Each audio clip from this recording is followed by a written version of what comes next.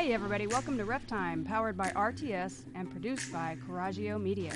I'm Tanya. And I'm Crane. We'll be covering rules, plays, points of emphasis, and all things official. Welcome back to another segment of RefTime. Your hosts here, Crane and Tanya Hearn. I want to welcome you to the show. We have a great guest with us now, and his name is very unique and interesting. We're going to talk about that. We have with us the great, the wonderful, the still playing, still starring in another country, Mr. Jackson. What's up, Jag? What up? What up? Yeah. How old are you now? 24. 24. Still playing that game. Yep. How long you gonna play? How long you think you're gonna play? Honestly, I thought about being done last year, like once I graduated college, but something changed. I just had a spark of interest again, and I just signed with the agent, and now I'm just playing as long as I can. I fully expected him to say, I'm going to play the rest of my life, because that's what we always say when we're young ball players. But that was an intelligent answer. He goes, I was almost done. You were done. But you had an opportunity, I was done. right? Yeah, well, at first, I didn't, because I didn't sign with another agent, because I had another year of eligibility to play. But after, because I was a grad transfer, and when I was committed to a school, and then turned out they didn't have my master's degree of for what I wanted to do, at least. And then I decided, I was like, all right, I'm probably just going to be done. And then I was like, maybe let me test the waters with playing overseas. And then I waited all summer, and then I saw this Instagram post, and it said if you don't play overseas your first year out of college, if you have a gap year, it goes on 2% of players. So I got kind of scared. And an agent had DM'd me during the season of my senior year, and I kind of just blew him off. But then I reached out to him, and then he was like, oh, you can come play in this Spain tour or whatever. And it was expensive, and I was like, I'm good. It kind of sounds like a scam almost. Mm-hmm. And then he reached back out. He was like, hey, I heard you have a British passport. I have a team that's interested right now. You'd have to sign, and then from there I was gone in 2 weeks and just went to England. But that second deal wasn't going to cost you an arm and a leg? No, I didn't pay anything. They're paying you to play. Yeah. So you've played 1 year in Spain? No, I played the team was in England. England? Yeah. And you say you're going back to England? Yeah, but to a different team. Okay. So obviously your career took off and it did well. Yeah. So how was it playing in England? I mean, it was okay. I feel like the level I was playing at was lower. Okay. But because I played in the third pro division, and there's four divisions, so I started in the third because I didn't have a great senior season, so it was kind of I gotta take what I get. So and then just work my way you had up. to go prove yourself, huh? Yeah, I had to prove myself. Did you prove yourself? Yeah, I think I Well, did. you said you're going back in a higher division now, right? Yeah. So. Oh, well then you proved yourself. Yeah, I had a couple looks from the top division, but it would be 8th, 9th man role, and me and my agent was like, that's not where I want to be. Okay. So now I'll be in the second division for this upcoming season with a starting role. So the agent that you have, you and him, is a guy, a male? Yeah, a guy. So you and him hit it off then? Yeah. We I was really skeptical at first because I'm like, man, this sounds like a scam. This doesn't, because at first he tried to he asked me to play on the tour, and I'm like, he already wanted so much money for that. I was How much did he want? It was $2,400, but it covered hotel, flights, games, film, get in front of other that is overseas. A lot for $2,400. Yeah, but you're flying. But you're going to Spain. Yeah, and the transportation to get to games and that's all that. That's what I'm saying. Just a flight to there would be, I don't know how much, but it's going to be well over $1,000 just to fly there and fly back, and then they're going to do all that other stuff and squeeze all that into $2,400. I would have thought a scam too. To me, that just sounds too much for $2,400. Yeah, plus that's a lot of money to be. I just didn't want to. Especially when you want to just play and get paid and not have to. But plus, you were thinking I'm done anyway. So. Yeah, so I was like, why am I going to I'm not about to spend $2,400 on a potential scam. But I thought even when the team had offered me and the GM had messaged me on WhatsApp, and I didn't really know that's that's what they use all over the world, except here it's WhatsApp. So I'm like, oh, this is definitely a scam. I thought it was a scam up until I got on my flight, to be honest. Like, I was so worried. you get on the flight, but you still thinking it's a scam. Like, But you didn't shell out any money, so it's okay. No, yeah, because like I said, they pay for everything. They take. Like, So you thinking the worst that could happen, I get stuck across seas. yeah, and I just come right back. Like, but even then, like, I still thought it was a scam because they were like, your flight is gonna be Monday. It was Saturday, and my mom was like, all right, well, Saturday comes. My mom's like, all right, we'll throw a little going away party for you on Sunday. I don't have my flight yet, and I'm supposed to leave on Monday, and it's Saturday, and I'm like, Wow. I don't even have a flight. I was like, this, yeah, I don't think this is real. I woke up Sunday morning, got my ticket in my email, and then left It's the next history. day. Yeah. And they never told you when you would get your ticket. They just had you on hold. Yeah, they was saying like, you you're gonna it's be here. come. You'll be here on Monday. We don't know when we're gonna get it. We're looking for it right now, but like, you're coming on Monday. And I was like, yeah, whatever. Because it's Saturday. Like, I'm going to England. If you don't have a ticket, I'm flying 2 days. Like, Right. It don't even make sense. But it happened. You know, it happened. How long a flight was it? 8 hours. Okay. All right, so I want you to go back and think about high school. So you graduated from Bishop Luers. He can't think back that far. He can think back that far. Give me a career highlight, something that happened, over your career playing at school. I mean, I guess going to semi-state with my junior year team, I didn't play that much, but like, it was still like an experience I'll never forget. Cause like, that was the closest I ever been to a team. Like, those are like my brothers. I still talk to almost all of them to this day. Like, so probably that. Who So was give your a shout coach? out. Who were some of Who your was your coach teammates? then? I want teammates. I don't care about the coach. JJ Foster Jr., Foster, okay. Jason Davis, like Tyrion Handbright. Now, JJ's dad wasn't coaching that team. He was. He was at He that was. time? Okay. Anton Berry. I don't really talk to Anton anymore, but it was a couple of those guys. Okay. But yeah, I'm probably closest to JJ. Like, I just saw JJ yesterday, actually. So Okay.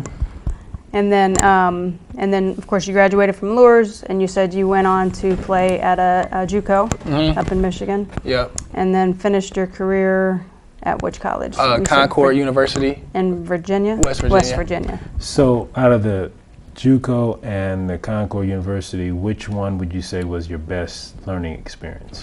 Definitely Concord, because like, I kind of went into JUCO like a little scared, because I'm like, I really didn't even start playing basketball until my freshman year of high school. So I was like already way behind. So I always had the jitters whenever I played. But then, like, then I got to JUCO. I got my confidence, got better. It was fun, but like, we weren't very good. But then when I went to, like, I could coast though. But like, when I went to Concord, I thought I could coast and do it ever, and it was smack in the mouth. Like, came in, wasn't really playing, like, had to work for everything. Like, I remember I was late. I was like 2 minutes late to like weightlifting, like to weights. And I had to do so many, like, we call them like field pushes, and it's just a 45 plate on the field, with a football field, and you just pushing it on your hands and knees. And I had to do it for like an hour, and I was like, yeah, this is crazy. Like, This is You- real basketball. Yeah. huh? You, This you is- weren't late again, though, were you? never again. ever. That was a great life lesson. Very good life lesson. Yeah. Yeah, because that reminds me of our son when Yeah, he was he went in. through, I was thinking the Yep, same thing. he was went late through it twice at Northwestern. at Northwestern. Okay. You talk, Yeah. see, when you guys get to that level and your level, that's serious basketball. Yeah, and it's a job. Yes. They It don't. is. Yeah, They It own is. your rump. Yep, and they're paying for you to be there. You better be there on time. Now, I Definitely. got a question for you, Jack. That's a good point that she brought up. Playing at that level, now you're playing pro. And a lot of the young people dream about going and playing pro ball. So, and she made the comment that when you're playing at the higher level in college, they own you. And then when you're playing professional ball, they own you. Would you agree with all that? So, how does that, as a younger player in your younger years, thinking back, you played for fun back then. Now it's a job. College and above, it's a job.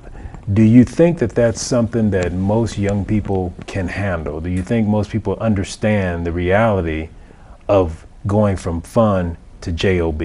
Nah, I don't think so, because like when I got over there, like you like alone. You are alone. Like you don't know nobody. Your teammates don't really like you. You might have one. They don't like you? Nah, because they envy you. Because it's more so like they bringing in him. Like they brought him over here from America. Da da da. Like it's. And then you also might have language barrier. Yeah. Maybe not so much in England. Yeah, not in England, but like a lot of my friends, they were like, I don't even know what my coach is saying half the time. So it's like, and it's like they. In some places, like my contract was guaranteed. No matter how like good or bad I played, it was guaranteed.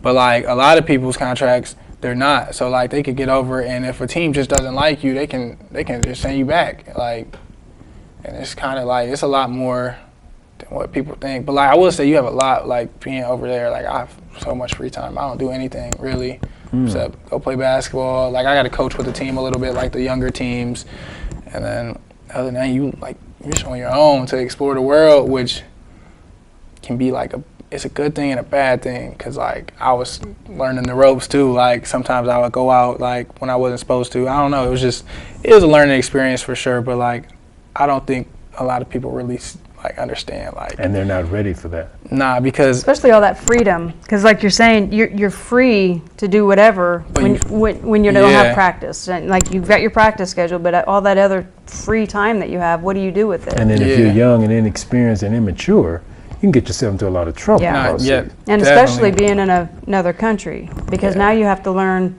their rules and their laws. And it really is a culture shock. Yeah. Like anywhere you go, it is a culture shock. Did you run into any situations where you were close to breaking the law without knowing it?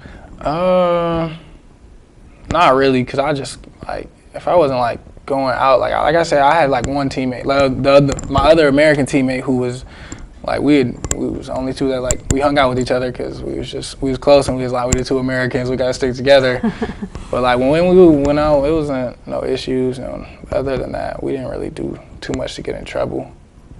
So it was fine. But another thing is a lot of people think, oh yeah, I'm just gonna go overseas and make all this money, and no, like your first couple years, like 90% of people don't make like what the world portrays it to be. Like don't get me wrong, it's benefits. Like they pay for your house, some give you a car. Like my team gave me a car. Pay for a lot of things. Do they drive on the same side of the road that we do? No. That was an adjustment. That was. So the steering wheel's on a different side of the car. And I had to learn how to drive a stick shift. And I didn't know how to drive no stick shift. They were Who like, taught you? The GM. They was like, you got 3 days. They was like, and then you're on your own. And I was like, they give you 3 days of instruction. Yeah, and they was like, then you're behind the stick shift and on the opposite side of the car, opposite side of the road. Learning different like traffic laws. Yeah, and they said, then you're on your own. Then you're on your own. And that's what it was. Yeah, and that's what happened. That's what happened. And they might drive a little crazier than we do here. No, they do. They do. Because we've gone to other countries and ridden in taxis and stuff, and I mean you're just like hanging on. I can reach out the window and touch the other vehicle. Yes, the streets are so small. Yeah, like, it's terrible. Yeah, it's frightening. But the thing is, if you can drive over there, you can drive anywhere. Yeah. Really. So you went through all this up until and you just 24 years old. You went through all that. Yeah. So tell me what you see as a difference in officiating. So if you can remember back from the conversation right from high here. school and college to the pro level. Well, from high school to college, I wouldn't say it was that much different other than the shot clock, and that's really it. I would say, but from college to playing overseas, it's a little different because one, you can't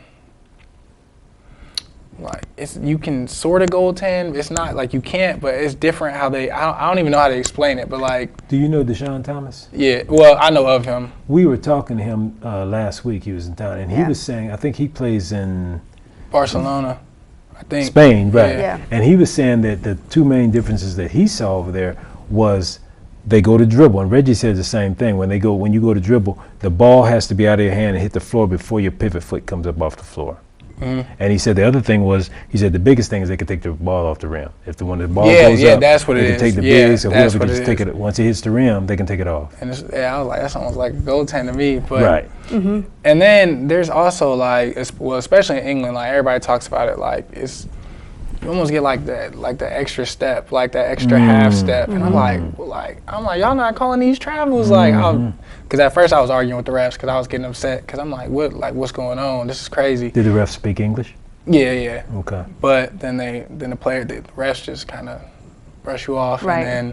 but the players like, nah, you got to learn it. Like you just got to learn how to. And I was like, okay. Because it's the same, in the NBA, they have what they call a gather step. Yeah, that's what it was. In high school and in college, you don't get that. No, yeah. But everybody thinks that you get a gather step, but people need to realize that they're not getting paid millions of dollars amateurs to travel. don't get the gather step. So, right. So at that, at the lower levels, we're still calling that. You still get that 1-2 on the way to a layup, but you don't, the Now extra stuff. Reggie sent us he sent us something a day or two ago. Yeah, I haven't had a chance. Reggie doesn't play anymore. He's a scout with the pros now, but he sent us and I watched it like 4 or 5 times, and what happened is the player, he gets the ball, this is pro, and he fakes this, he's out top, he fakes this way, and I'm watching his pivot. His left foot is his pivot. When he fakes, he lifts the pivot and shifts it over 3 or 4 inches and takes off. And when he gets into the lane, he does a 1-2 this way and back over. No, he does a jump stop.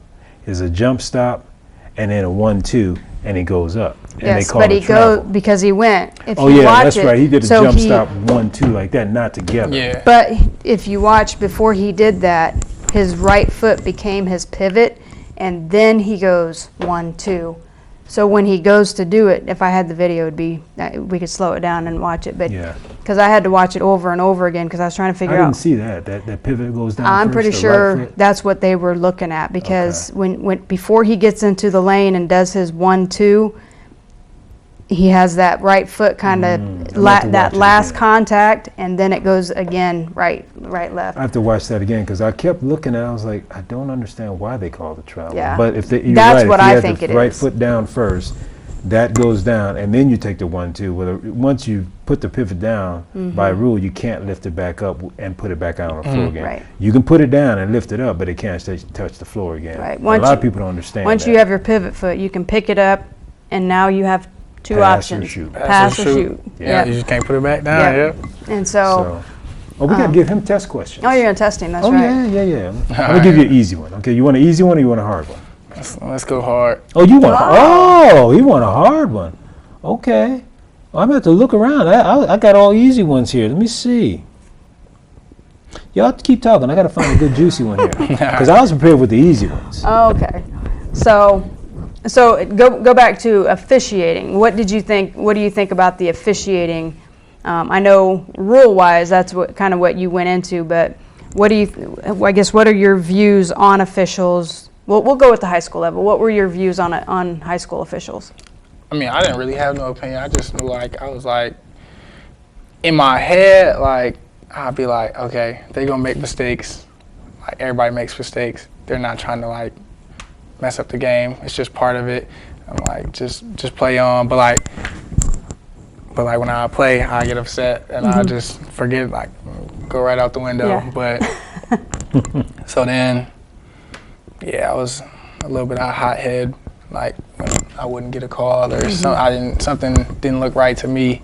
But then when I got to college, I just I kind of just matured more, and I was just like, it is what it is. They're gonna call it how they call it. And then if you get in trouble, for getting a tech or yelling or arguing, you just look dumb because one, you're gonna get in trouble with your coach. You're gonna go sit down. You look stupid, and then you're not gonna you definitely not getting no calls. So it's just Amen. Yeah, that's something that, especially at the high school level. Now, I can't tell you what happens at the pro level. I don't know anything about that. But at the high school level, I can promise you, none of us are getting paid to cheat. We don't get paid enough to I don't care if you win, and I don't care if they win. I don't care if you lose. I don't care if they lose. I want you, to have equal playing ground and have fun doing it. And I think I got a juicy one for you. Oh, no. Oh, here we go. Good luck. Okay. After B1, that's Team B. After B1 obtains a legal guarding position, he or she is not required to have either or both feet on the playing court or continue facing the opponent to maintain legal position. False. Eh. I was just guessing. I don't know. That is all. That's a lot of words, hard one, actually, and on it's that. a lot of words. So Yeah. basically, the defender established their legal guarding position, right? Mm-hmm. So I'm here. I got both feet down. I'm straight up. I'm in my space. On your So- level, they say in your cylinder, probably. Yeah. Probably. But once I have established legal guarding position, by rule, I can now protect myself. So now I can turn, Okay. and I'm still legal. I didn't know that. Okay, So- I got enough. This is a little easier, maybe. Or I can even jump. Like a lot of players, when they get called for a foul, Yeah. stay on the floor, don't jump. No, It's you not can because jump. you jumped. Yeah, it's because It's got because you all the way to the ceiling. It's That's because true. of how you jumped. Yeah. Did you jump straight up, Did you jump or did into you the go player? in yeah, 'cause from A to B, or did you go straight up? And that's what a lot of players, they don't realize that they're jumping into the offensive player, or that when they jumped, they came down like this, and I was straight up. Yeah, because at Concord, they told us, at least my second year, they were like, our coaches was like, you have to jump or they're going to call a foul. Like, even if it's not like you got to jump straight up, like the right way. But if you Yes. don't jump, like 90% of the time, they're going to get the call. That's good coaching, actually. And That's that good coaching. at your level, that all depends on where you are. Are you in the arc? or Are you outside in the arc? Outside of the arc? Is your foot on the arc? Because then you're automatically going to get called for that foul. Okay, next question. A designated throw-in spot is 3 feet wide with no depth limitation. Do you know what a designated throw-in spot is? Yeah, where you handling the ball. So, yeah. Yep. Because we have different definitions for the spot, but a designated throw-in spot is 3 feet wide. That means with- I'm telling you, you gotta stay here. You Yeah, got so the It's spot. 3 feet wide with no depth limitation. True or false? It sound like false. Say true. Say True. You cheater. Yeah, and what that means is, and a lot of people don't know, I don't know if I should be telling this, it's a secret that we like to keep. But anyway, if I give you the ball and I say you got the spot, you actually have a 3-foot window.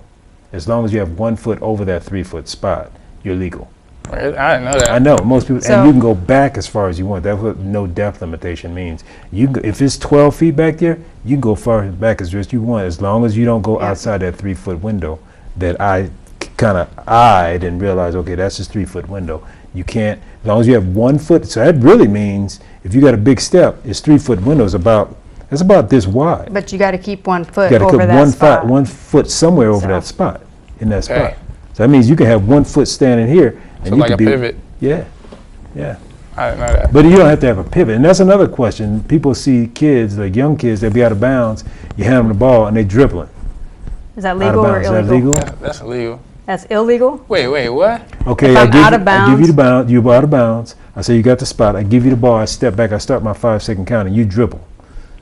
Can you do that or not? I ain't never seen it. No, I don't think so. You can do that? What? You can just dribble out of bounds. What would be the What call? would be the call? The ball is not in the floor yet, so what's It's the call? not. It can't be a travel because you're dribbling, right? And you're out of bounds. And you're out of bounds. That is crazy. Now, Here- if I'm here's- out of bounds and I dribble the ball inbounds, On the court, okay. Now I've it's a violated. violation because Okay. now you're out of bounds. The ball crossed the line and it's inbounds, and you grabbed it again out of bounds. Tweet. Now you got out of bounds spot. yeah. Try explaining that to a coach when they don't even know the rule that you just said. Most people don't know that rule. I never knew that. Yeah. Yeah. So I'll give you another one. So you're standing out of bounds. Here's the out of bounds line. I hand you the ball. You reach across the line, or the ball is across the line, and the defender slaps out of your hand. Can they do that? The ball crosses the plane, but you still got it out of bounds. The defender- If I'm out of bounds and I reach here's it the out of across, bounds line right here, the edge of the table. I don't think so. Okay. Why not? Can you do it? Yep. Once that ball crosses the plane, that's why you see some officials say you got the spot, and they'll go to defender right here. Don't break the plane. So as long as they don't break the plane, that's their jurisdiction. Once that ball goes in even if the ball just barely crosses the line and breaks the plane, You can. It's You legal. can play it. it's legal. Yeah, okay. now, if I hit the player, But if what I if- hit the out of bounds player, now I could Foul. I could be But called for a let technical. me make it juicy for you. Actually, it would be an intentional. I'm sorry. Yeah, but let me make it juicy. He's got the ball. He crosses the plane with it, and he hits his hand. Still can't hit the player. The hand's part of the ball. Still can't hit the player. I beg to differ. The hand is part of the ball, and the ball But, has. but the player is out of bounds. The player's out of bounds, but the ball is in bounds, and his hand is on the ball, and the hand is part of the ball. We know that legally, the hand is part of the ball. You can hit a player's hand. That's a good question. We have to look that up We'll have to because look that one up. inbounds, he's over there looking like I didn't know.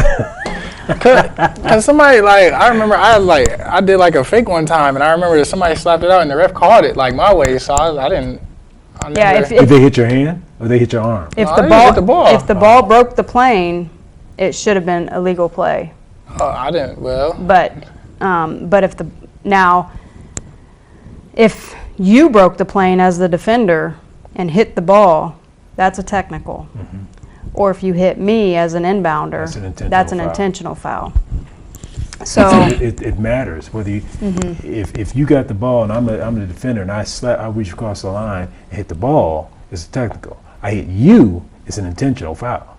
They're different. but I still get 2 shots and I still get the ball back. But the difference with a technical is when you get 2 shots and the ball back, it goes to half court. Where the intentional foul is, I get 2 shots and the It ball goes back at the spot. that took it. okay.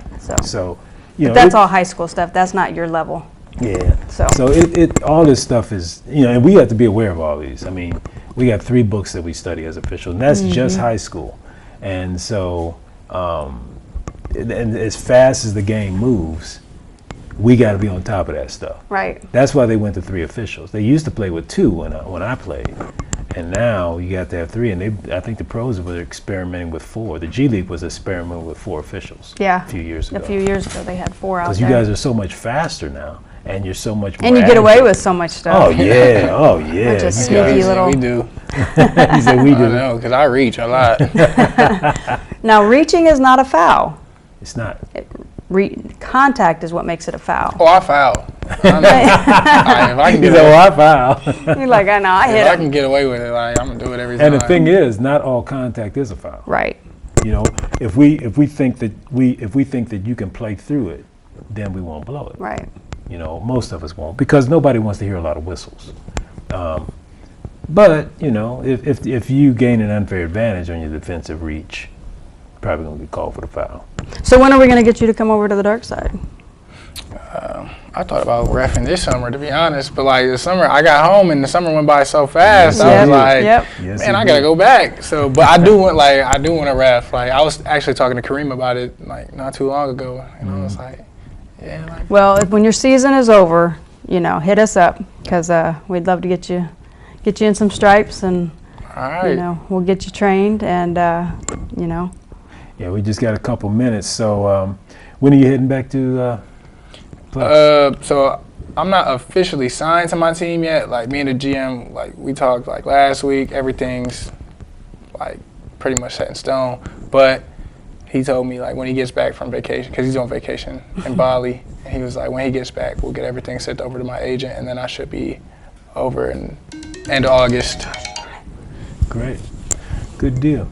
Well, I appreciate you coming on and joining us. you get a tonight. piece Thank of candy you for inviting me. or And I just whatever. want to let all There our you go. viewers know that if you want to get involved with officiating, you can go to reftrainingschool.com. That's REF trainingschool.com and get more information about getting into officiating, whether that be basketball or volleyball. If you're interested in another sport, we can probably connect you with the right people. Also, if you would like to get your children involved, we also have a program called Hoosier3on3.com. Hoosier3on3.com. 3-on-3 basketball for kids. Want to thank you guys for joining us, and we'll be back another time with RefTime with an exciting guest. Hopefully they'll be as exciting as Mr. Jag. And thanks for coming on, man. Appreciate Thank you. having you on. Thanks for joining us, everybody. See you next time. See you next time.